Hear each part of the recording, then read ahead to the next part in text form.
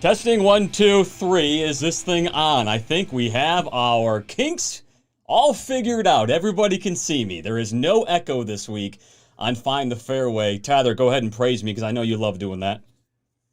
Chris, you're an absolute legend on this. I mean, there's no one better at this for this podcast than you. Well, you know what, guys? Third time's the charm. I hated to delete what we did last week, but this is the best golf show on the internet, okay? So I'm not settling for bad audio and echoes. We had to delete it, and nobody who saw last week's, we'll just say the same thing as we did last time. So I want to get right into what we just saw on Sunday afternoon with Joaquin Niemann. And you guys, I've been thinking about this, and Joaquin Niemann to me has been a player who basically has been teetering on being a no-name and being a star. And what he did with back-to-back 63s on Thursday and Friday, who in their right mind thought that he was not going to fade on Sunday? Half the time a player like that fades on Saturday, and the other half he fades the first half of Sunday. Joaquin Niemann let this thing get really close, and he did not stutter. Guys, that's why I am so impressed by what he did. Yeah, I'll be real honest. As soon as he finished up the round Friday afternoon, I put some money down on him at plus 110 to win. And then I got pretty nervous there when Cam Young went out and made it close. And then Saturday, a few guys got in the mix. And then Sunday started happening, and he got off to a pretty bad start. And it looked like it was going to be a tournament again. And then kind of put some distance. And then Morikawa came back on him a little bit. And I'm glad he held on. He closed it out. He was still when he needed to be. So yeah, kudos to him getting his second win for sure. Would you say that you're like his biggest fan? Sounds like it. No, definitely not. I'm not in the fan club. But here's the thing, guys. I don't think I am either yet. And this is the thing with these kinds of tournaments. The Genesis Invitational is going to be the best field that we see before the Masters other than the players, right? If you look at what event, you look at what Niemann did, okay? In the past, and this is where it may not be popular to say this. When I look at the tournaments that Joaquin Niemann has done well in the past, I call them off-season events. Events not from February to August where nobody really cares and no one's really playing, right? No one good's playing. I look at Niemann, and everything that he's done has been outside of that sweet spot of February to August. And so now I see a guy stare down all these stars on Sunday afternoon and not blink an eye. I'm torn. I mean, would you guys pick him in a one and done or any other situation like that? Honestly, I don't know if I would right now because his stats, other than this week, say he's not ready for that moment. But then Chris, this week happens. I agree with you, man. I don't. Sorry. Evidently, I have a little critter flying around in our ceiling, so that's nice. The wife is texting Make me Mitch do about it. that. So, I don't know. I thought that even up to the back nine on Sunday that we were going to see him come back to the field. And he did. And that's why it was impressive that he still won. Right. Yeah. But I expected him to be over par is what I expected. Okay. You know what I mean? Like I'm saying, actually come back quite a bit because he went in with, what was it? Except for Cameron Young, he had basically a 5-shot lead over the rest of the field. Mm-hmm. Heading into Sunday, I expected that to diminish on the front nine because that's a tough course. I think he proved something for sure, but this still to me feels like there's a lot out there where you have to there's more out there, and let me tell you what his best finishes are. He won the Greenbrier a couple years ago, obviously. Off-season tournament. I'm sorry, that's just what I'm going to call it. You might not like it. The best players in the world are not playing in those. And then his other best ones, Tournament of Champions, I'm sorry, that's a throwaway as well. Sony Open, not enough good players playing in that. I don't think either. Rocket Mortgage, pretty good. These are all top fives, by the way. All his top fives he's had. And then, his only top fives, Travelers, okay, in 2019. And last year at the BMW, that was good. BMW last year. Mike, I just haven't seen a sample size where I'm anywhere near close to picking this guy for anything. Well, you also have to look at the age factor, though. He's 23, 2 wins. Yep, exactly. Had his first win a few years ago. He's had some steady finishes. I'm not saying he's going to be a perennial powerhouse. You know, we were talking about this. I don't think he's going to have the longevity with his current swing. He's got to make some changes there, or else he's going to have some body issues, I think, as time goes on. But in terms of picking him for a one and done, I think there's some courses on the schedule that'll set up well for him to use him there. I think he could have a really great breakthrough season here, but you know, time will tell. You know, I say that every week. It's hard to really predict. Everybody is just so good. No one's going to be dominant week in, week out like a decade ago. Yep, best field in golf. You can't discount this, though. You can't. That's exactly it, Chris. You can't discount this. We give him the credit when he needs it. He needs the credit for what he did.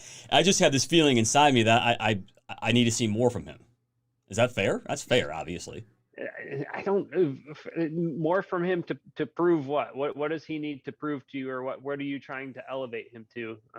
You know, are you thinking not losing a massive amount of money? He's basically one of the guys. And, but that's the thing. I mean, and you can debate this for 2 hours. What does being one of the guys mean? I think it just means you've won on a consistent basis. And Niemann, he's on his way. I mean, this is not the Greenbrier. This is the Genesis Invitational. He's on his way, and I think that's the only thing to be said about it. Not there yet, on his way. Chris, I don't even know if we have one of the guys anymore. We don't right now.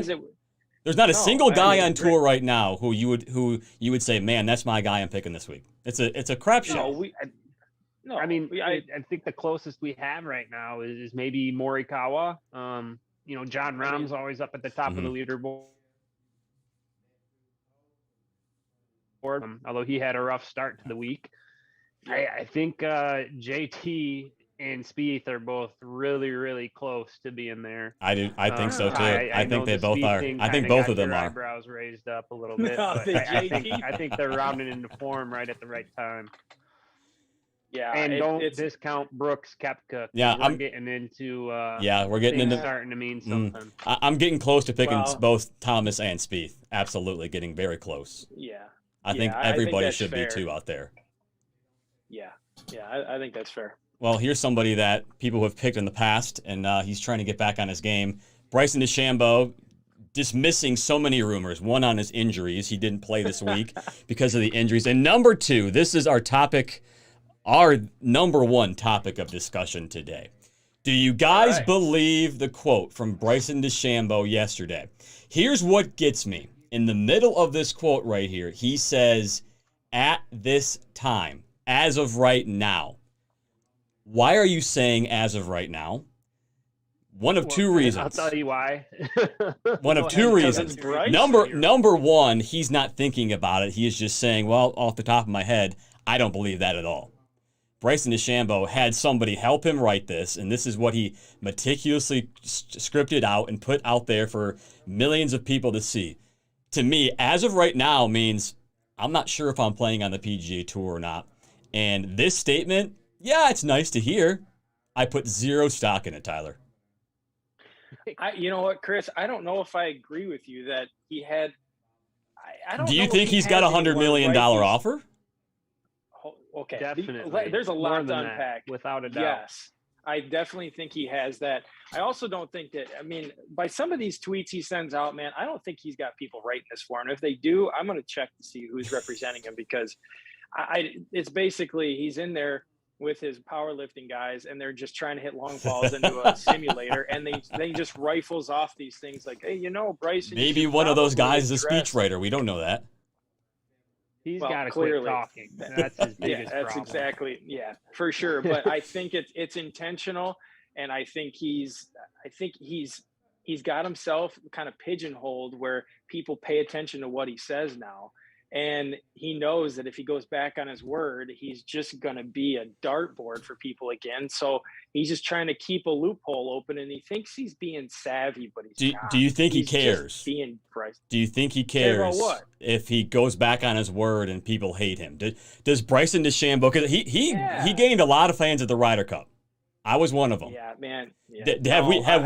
Has everybody out there forgotten about that? Or are we going to go back to old Bryson DeChambeau, and if he leaves, you hate him again? And does he care? He wants people to like him.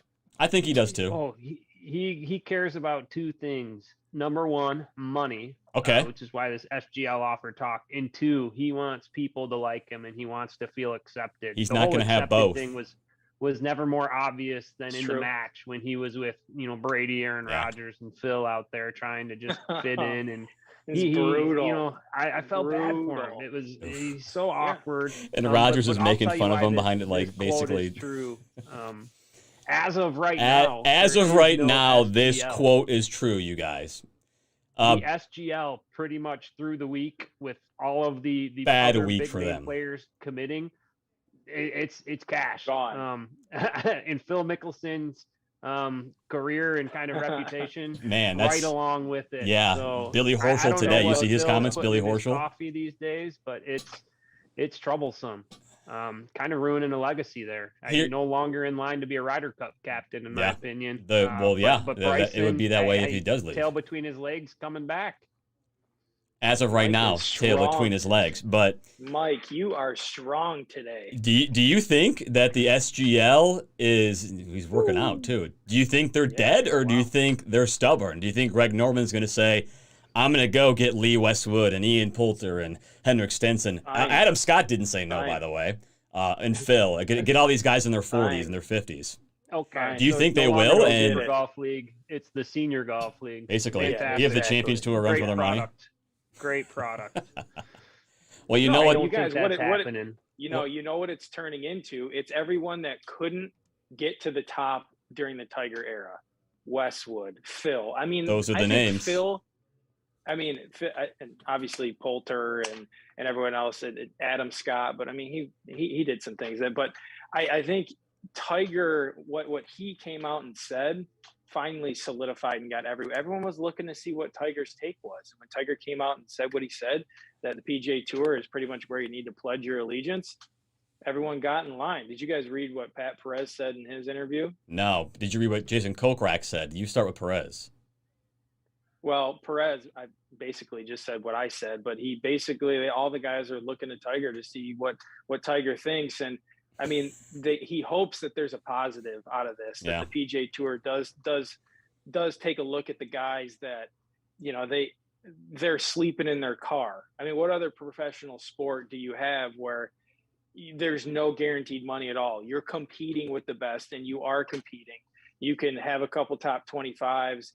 You're the top, 150 player in the world, yet you end up the end of the season negative in your bank account because of all the travel and everything that you got to pay. So, I mean, I think there's something to that, and this could be a positive. And I think Phil's going to try to own that he drove the PGA Tour to do something for the second tier player on tour. But I mean, that's all BS in my opinion. Well, and Phil also said that he wants golf to be in a bigger scale and have more eyeballs on it. That's why Phil says that stuff, and you can debate him all you want on that. Guys, there's plenty of things that can grow the game of golf, and Michael Barrows' golf shoes are one of them. Let's take a poll. Tyler, hideous or hip? Mike's new golf shoes. So you're going to be surprised by this. I think you put up the wrong picture. So I'm not going to say hideous. You think the other ones are hideous? Should I pull those up? I'm going to say. Where are the other ones, Mike? Is what I'm going to say. What? Those ones are hideous? What's the difference? There's the Nikes are hideous. Perez tradition, by the way. Wait, you think the Nikes are not hideous and those other ones are?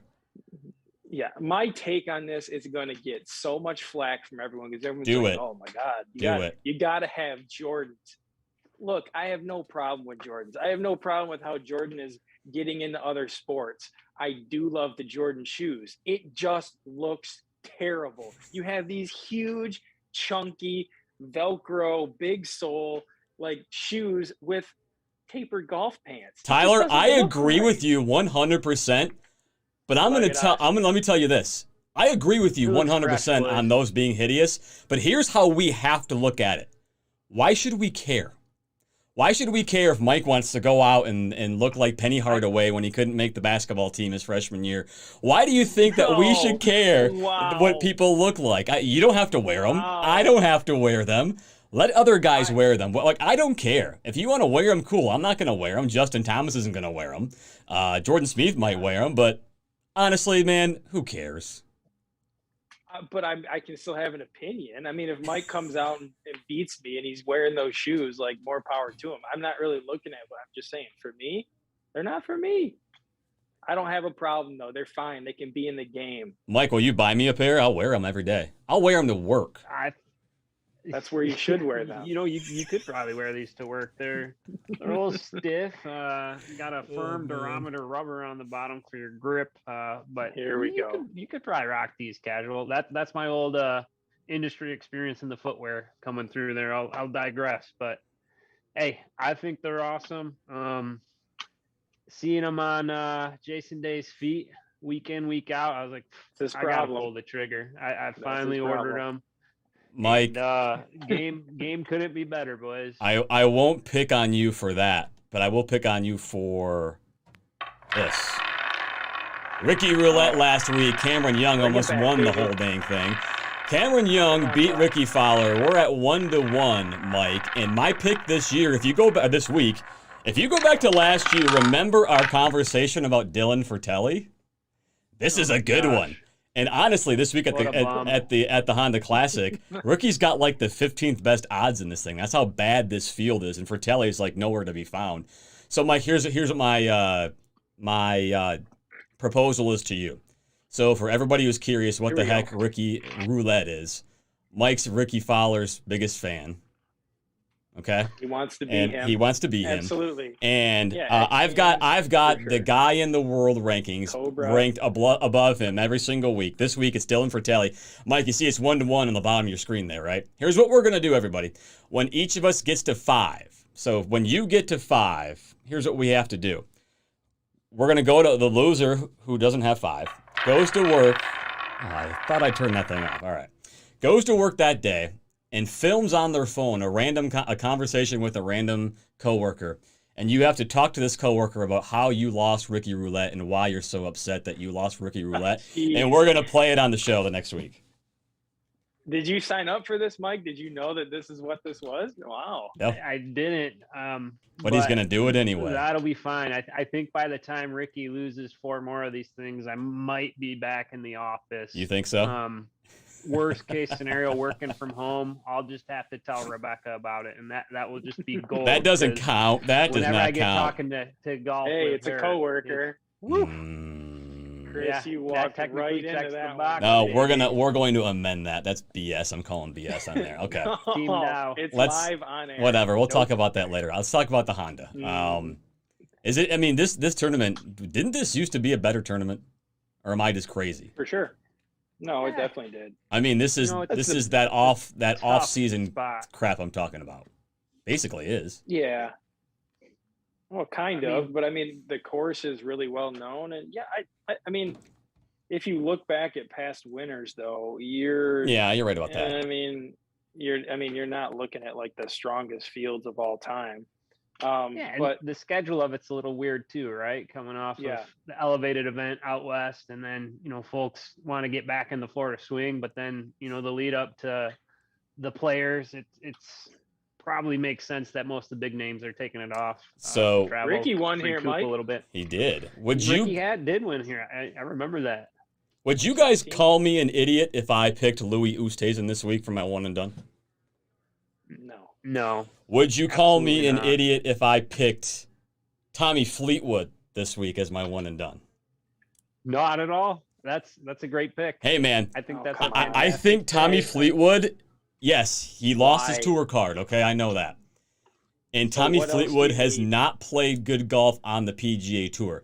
I do feel like Tommy Fleetwood is getting a bad rap. I think he's getting a bad rap on his game being quote unquote down. What are we going to say? Is it because the wind's going to be howling and he's from Europe? So is that what we're going to go with? Well, let me rationalize for it here on your screen here. Last year at the Honda, tied for 7th. I'm sorry. Last year here, tied for 3rd. All right. That was ironically his last top 5. Okay. His last result, he actually finished 7th place at the Zozo. I know that was freaking 4 months ago. What did he do over in Dubai? He had a pretty good time in the Middle East there. I think he had like 5 straight bogeys to miss a playoff or something like that. He was in the lead. 30th, but really? I don't know. I think that's a good pick. I mean, I was looking at that. is everybody just going to pick Daniel Berger and get it over with this week? That's what I think No, everyone's rationale is. Berger's still trying to recoup. I think this is Berger getting in and seeing where his game's at. Tyler, do you think anybody would pick Fleetwood in our bet? Yeah, I think it's an easy bet for sure. I mean, he's one of the few well-known names. I'm trying to figure out what's the latest with Fleetwood here. He made a ball switch, so we could be onto something here, Chris. Ooh, is that your storyline? Did I just give you your pick for the week on accident? No, what'll happen is I will comment on this, say it's a great pick now, and someone else, it'll work out well for them, and I'll pick someone who will make the cut but finish last. Speaking of like most of your picks. Speaking of, I want to see if our chat working? Mike, is anybody complaining to you about our chat? I don't get the messages through on my phone here. Well, I'm going to look right now. Yeah, take a look. See if we can get some engagement. I know we had a few of the GCGT boys chiming in for the show. I'm going to look right now. Okay, well, there you just heard it right there. I could say something. It works, guys. Sing one too. It looks good to me. Look at that. Anyway, Kevin, looks Phil, great. If you're out there, so wait, if you want to get into the GCGT power rankings, make your post. We'll get into them next week. But what about Brooks Koepka? I think if he sticks around, I have to pick Koepka in a major. I'm sorry, I have to. And I think anybody who doesn't pick him there or in Phoenix is probably throwing away a bet, throwing away a pick. Oh, man, I don't want to jump ahead to majors, but I'm so curious where your head's at, where he's going to shine this year. I mean, because all four courses say Brooks Koepka, if we're being honest. I have to see a new tale for another day. I got to see a new Brooks, right? Like the Joaquin comment about, what is he, like, Chris, he hasn't proved anything to you. I mean, I don't totally agree with that. I don't think Koepka has to prove anything. I need to see him do better. I do. No, what I'm saying is he needs to Mike, prove to me that he's going to take these off-season tournaments that Chris is calling them. He's going to take them seriously. Well, no, these aren't off-season. I'm talking about like September to January. Those are the off-season tournaments. Let me be clear about that.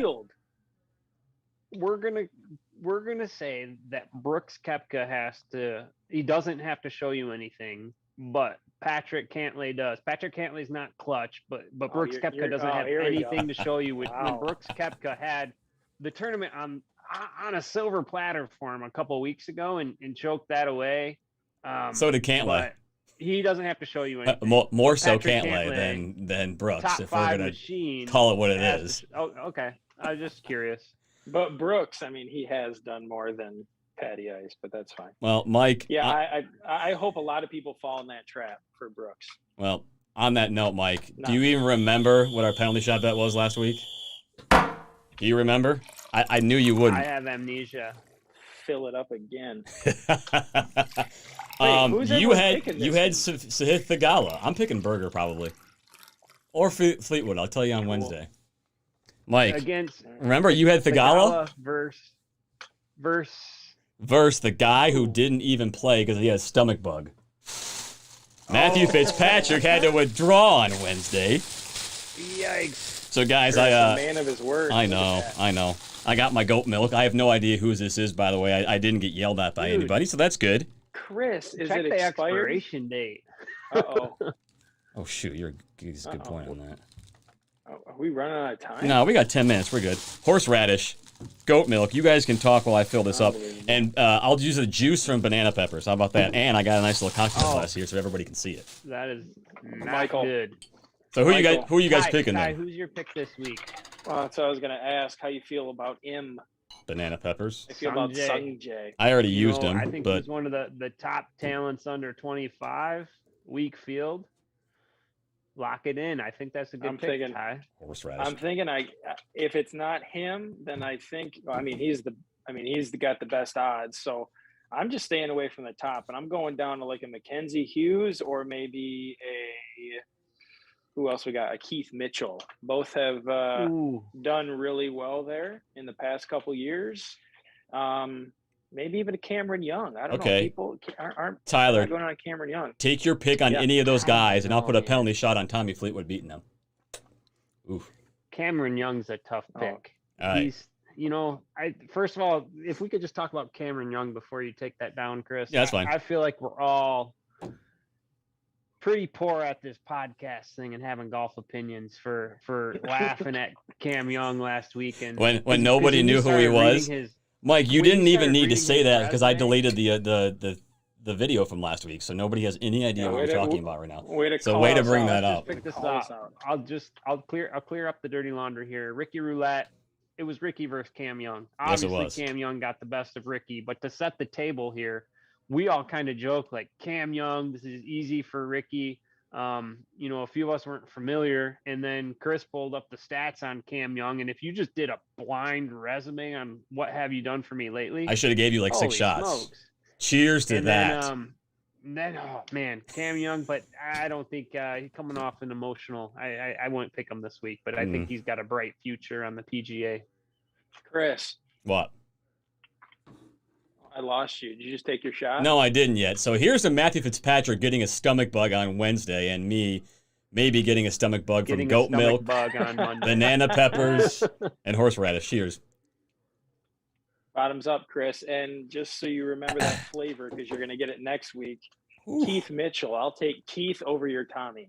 Okay. Keith Mitchell over Tommy Fleetwood. Noted. I like Noted. it. What's happening? What is happening? I think we're wrapping up this show. You know why? So many. I have to say. I'm listening to you, man. Put a filter. I'm listening to you. Hurry. I don't enjoy listening to you, but what do you want to say?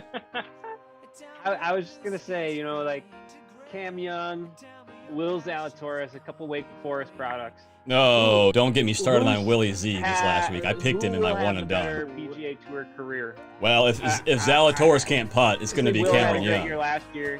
Cameron's a rookie this year. Cameron Young can putt, and he can bomb the golf ball. I think he was top 5 stroke game both sides. Mike, we'll do a bet on that next week. Will never figure it out. Does anybody want to take a guess why "Had a Bad Day" is my song of the week? We were just talking about the miserable things that happened to the Saudi League this week. Dustin Johnson said no. Bryson said no. Rory ripping him always. John Rahm said no. Where does this league go? They had a bad day. Well, for the record, I think it's Dustin and Bryson and Phil having the bad day because they were probably already spending those signing bonuses they got. So tough luck on them. Pay back those Saudis. And they're good. You had a bad day. All right, Ty. Keith Hope Mitchell. You guys have a great day. Keith Mitchell on Tommy Fleetwood, right? Day. Yeah, I gotcha. All right. Well, here's to me taking 3 penalty shots in a row. How about that? See you guys. See you. The point is they laugh at what you say, and I don't need no care.